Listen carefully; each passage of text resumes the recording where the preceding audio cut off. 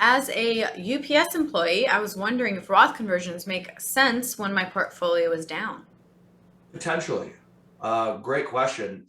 So the reason it could make sense for a Roth conversion, and I don't know if we mentioned this, but the retirement group uses Charles Schwab as a custodian. So that's where your accounts would be if you should choose to work with us in retirement.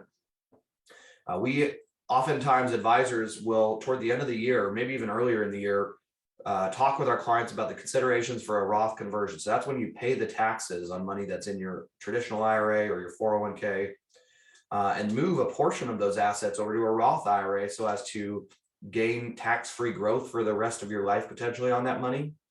And typically, we only want to do that when you're in a relatively low tax bracket, at least for what we predict you may be in the future. And that could be because your income is going up in the future, which is why you might be in a higher tax bracket, or it could be because tax rates go up in the future, which is something that many people, myself included, are concerned about for our clients in the coming years as a result of the deficits we've been running. So it's going to be a function of what's your tax bracket and projected future tax bracket. That's why oftentimes when people are still working, this is more difficult to make sense versus somebody who had just retired, maybe living off of non-qualified money and have a very low tax bracket.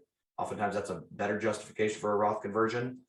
But when the stock market or when assets are low priced in general, we can get away with a cheaper Roth conversion.